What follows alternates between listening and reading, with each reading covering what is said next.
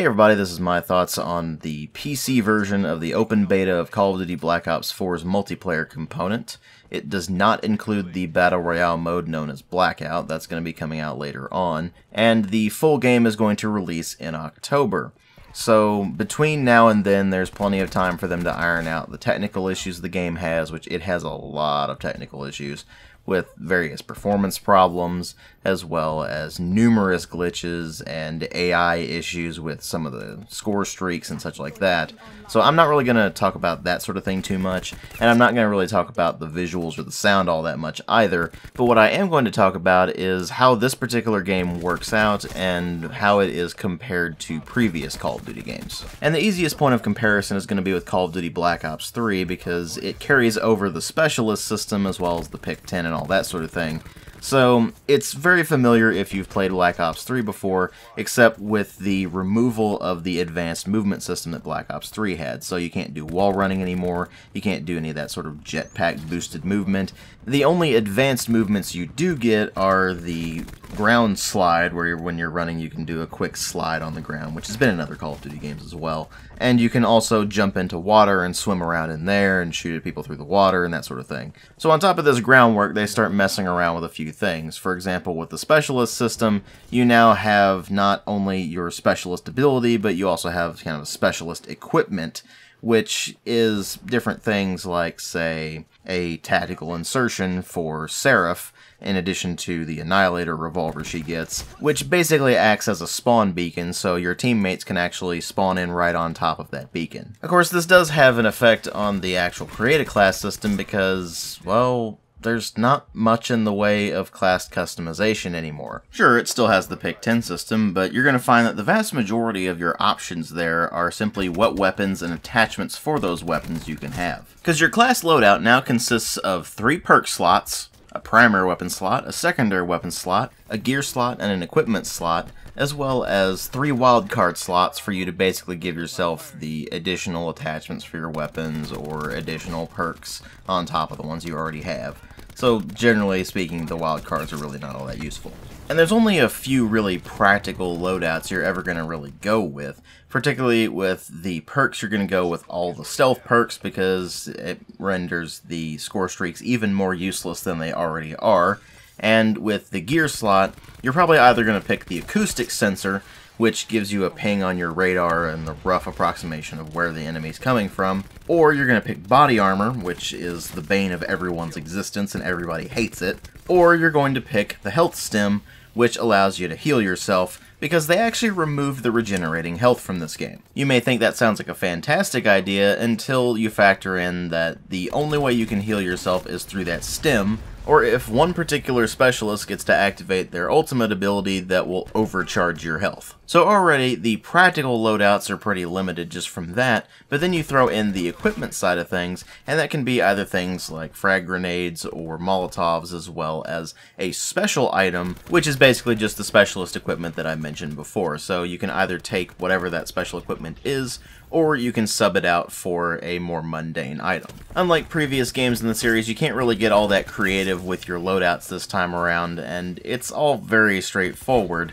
which leads you to playing pretty much the same class setups no matter what you're doing. Now, of course, it could just be that this is a cut-down version of the game that doesn't include all of the content, and you do have a lot more options for class creation later on, but the beta options are pretty limited. Not to mention that even before you actually get into the game proper, you already know you're going to be at a disadvantage, because you don't unlock Create a Class until rank 5, and even once you do unlock that, there's still level-based unlocks for all of the equipment and all of the perks, and even once you do unlock those weapons, you have to contend with the return of the still incredibly stupid weapon leveling mechanic, where as you continue to get experience points with your various weapons, you will unlock the different attachments for them, and some of those attachments are pretty much mandatory for certain weapons. So in that regard, it's the same crap we've been dealing with for the past several games in the series, and they never seem to learn from that particular mistake, which means that I've given up hope of them ever learning from it. Much like I've given up hope of them ever fixing the broken spawn system, which is still a problem here, so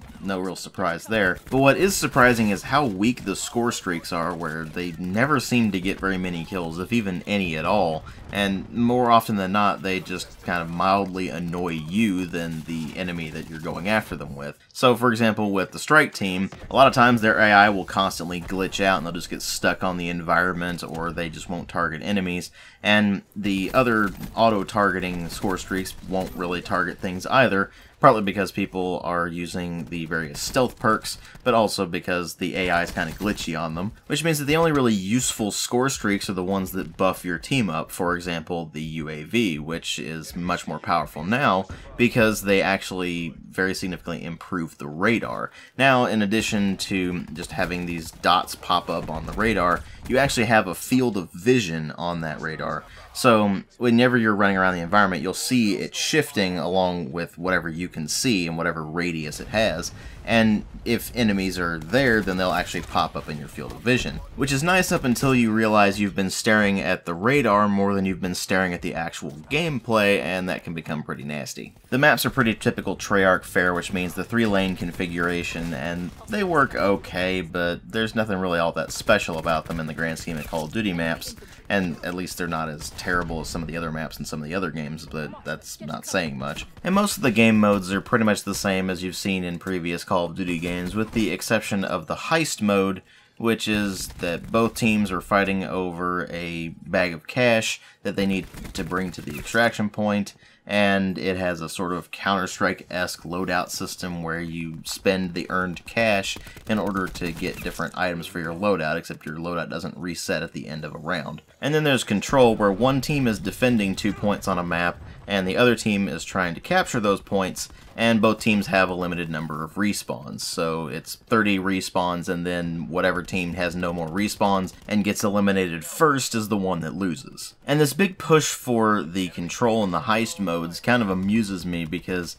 the vast majority of people playing Call of Duty do not play the objective modes, and they do not work as a team. And that seems like exactly what Black Ops 4 is trying to go for, with the way the specialists are set up to complement one another, and with the emphasis on objective-based, team-based modes. It's almost like the developers do not understand the audience that they're actually making these games for, which is generally a very casual audience. This is why I shake my head when I see people praising the increased time to kill because it requires more skill. The simple fact of the matter is, Call of Duty is a casual game. Nobody gives a single solitary shit about how skilled you are at it. What they do care about, on the other hand, is that they just put an entire magazine's worth of rounds into an enemy, and that enemy did not fall over. I have lost count of the number of gunfights I have lost in this game, not through any fault of my own, but because either the hits did not register, or they registered but did not seem to do enough damage, or the enemy got some weird lucky shot in that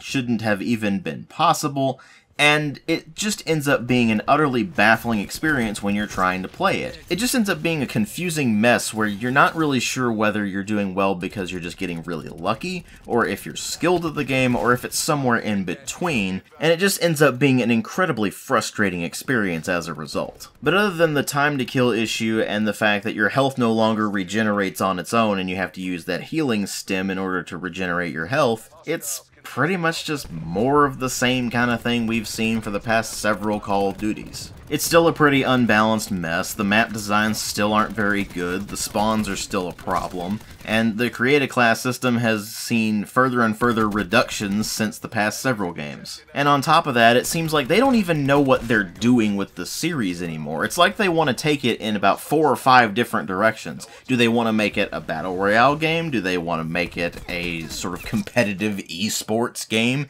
Do they want to make it a casual game? It's like they don't really know, and they're just going in all those different directions at once, making it a very confused mess. Add to that they're forcing you to use Battle.net if you want to play the game on PC, and of course there's the whole Season Pass garbage, and you end up with something that's really not appealing at all, especially after having played the beta and found that it's more of the same, but not in the good way. And then when they do try to put in new things, it just messes up the entire gameplay dynamic. We'll just have to wait and see how the full game turns out, but right now I am not remotely optimistic for this thing, and I'm actually really not looking forward to playing this thing after it comes out. But who knows, they may actually fix everything up by the time the game launches. I doubt it, but it is entirely possible. We'll just have to wait and see on that. Thanks for watching. I'll catch you all in later videos.